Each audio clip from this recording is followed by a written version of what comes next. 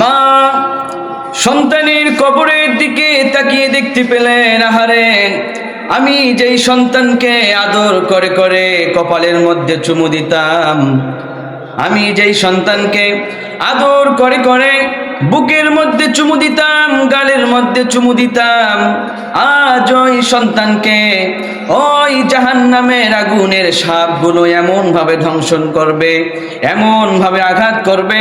আমি মা যদি জানতাম তাহলে কখনো আমার সন্তানের জন্য আমি বদদোয়া করতাম না।